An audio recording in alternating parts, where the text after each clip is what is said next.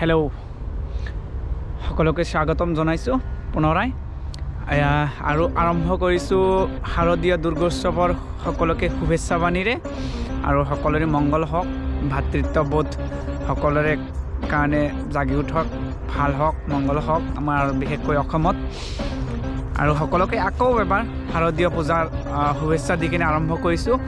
আজি মই এতিয়া বৰ্তমান যে আছোঁ আপোনালোকে দেখিছে এখন নদীৰ পাৰত এনেই অলপ মানে হেৰিকৈ আহিলোঁ মই ফুৰিব আহিলোঁ নদী পাৰত তো ইয়াতে অকণমান বহি আছোঁ। মই বহি থাকোঁতে কি হ'ল এই যে শৰৎ ঋতু আহিল এই শৰতৰ যে শাৰদীয় দুৰ্গোৎসৱ এই দুৰ্গা পূজাৰ মুহূৰ্তত যিবিলাক শেৱালি ফুল ফুলে অসমত বা ইণ্ডিয়াত আৰু শেৱালি ফুল ফুলে সেই ফুলৰ যিটো সুগন্ধ সেইটো অপৰিসীম সেইবিলাকতো নাই। আৰু ইয়াতে সৰাপাতৰ মানে সেই মেপুল গছ আৰু সকলো গছৰে এতিয়া পাত সৰিব ওলাইছে সেই সৰাপাতৰ আমি কিছু দৃশ্যাংশ দেখোঁ বলক একেলগে উপভোগ কৰোঁ। আমি আকৌ এবাৰ দুৰ্গোৎসৱৰ বহুত বহুত শুভেচ্ছা।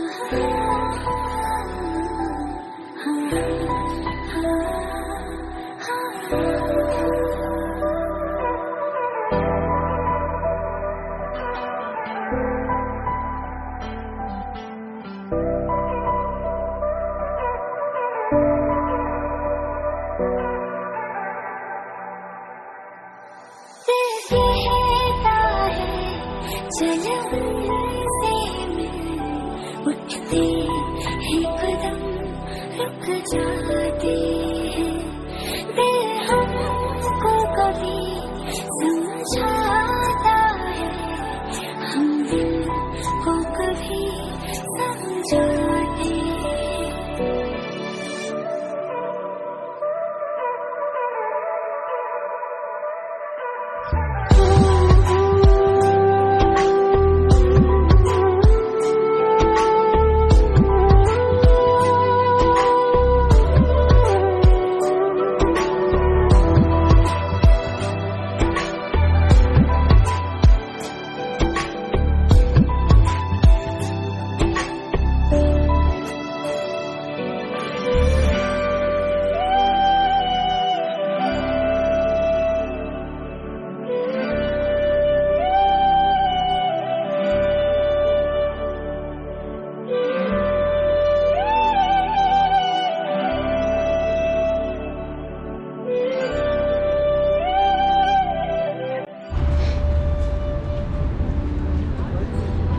এনেকৈয়ে হালধীয়া সোণালী ৰঙৰ সৰাপাত ইমান হেজাৰ বিজাৰ লাখবিলাকে পৰি আছে মানে ভৰিৰ তলত সোণালী পাত আৰু মাথাৰ ওপৰত মানে আকাশচুম্বী মেপুল গছৰ পাত ইমান ধুনীয়া লাগে দেখিবলৈ আৰু ঘূৰি ফুৰিবলৈ বহুত ভাল লাগে বাৰু।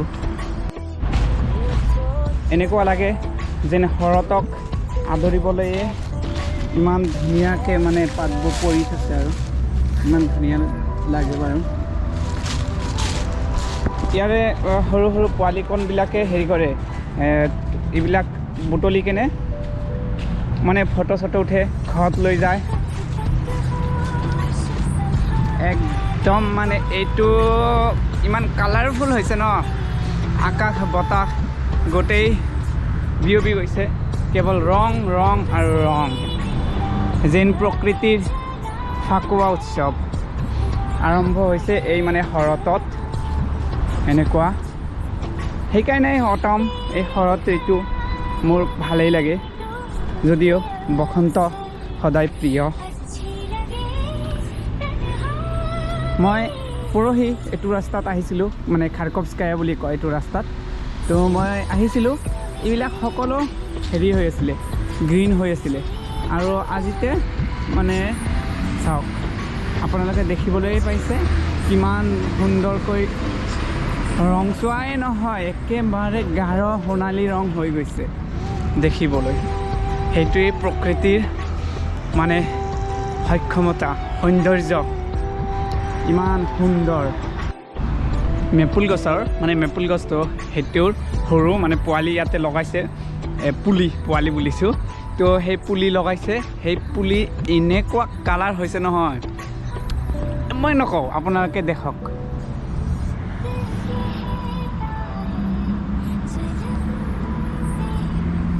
কিমান সুন্দৰ হৈছে, নীলা আকাশ, একদম ৰঙা মানে তেজৰ দৰে ৰঙা হেৰি পাত, আৰু ইমান মানে মই মানে ভাষা নোহোৱা হৈ গৈছে এইটো চাই কিনে, ইমান ধুনীয়া হয়। সৰি পৰিব বাৰু সকলো, এনেকৈ ভৰি পৰক মানে এতিয়া হৈ আছে। তো আপোনালোকে উপভোগ কৰি আছে বাৰু, কেনে পালে গম নাপাওঁ।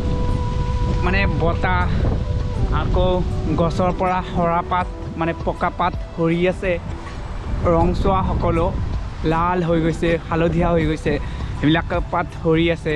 আৰু কেইদিনমান পিছতে একেবাৰে গছবোৰ নাঙঠ হৈ যাব, ক'ব গ'লে এটা পাতো নাথাকে।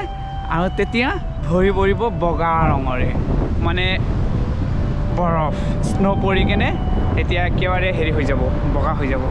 সেই প্ৰকৃতিৰ নানান ধৰণৰ যিটো বস্ত্ৰ ক'ব লাগিব, তেনেকুৱা মানে নানান ধৰণৰ কালাৰফুল বিভিন্ন ৰঙেৰে পৰিপূৰ্ণ মানে বস্ত্ৰ পৰিৱেশন কৰে বুলি ক'ব লাগিব। ইমান ধুনীয়া দেখি, ভাল লাগে মোৰ।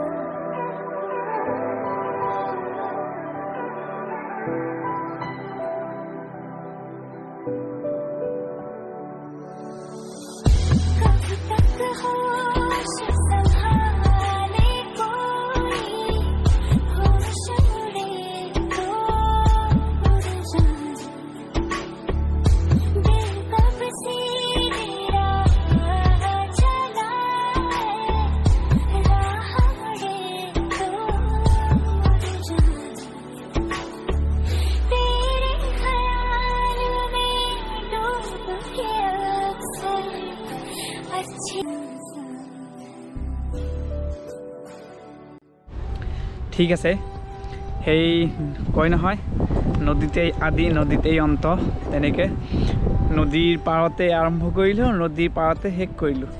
মই মানে নদীৰ বেলেগ এক পিনে আৰম্ভ কৰিলোঁ, বেলেগ পিনে আহি গ'লোঁ। কিবা কিবি বজাৰো কৰি আনিলোঁ। পিছে মই ধুইলাত কিবা কিবি আছে আৰু মাংস, আঙুৰ, তাৰপিছত কিবা ৰোল, সেইবিলাক। ঠিক আছে, আপোনালোকে কেনে পালে জনাব। ঠিক আছে, tata, bye bye, take care. মানে ৰ'দৰ কাৰণে হেৰি মেলিব পৰা নাই চকু, একদম পূৰা সন্মুখত ৰ'দ।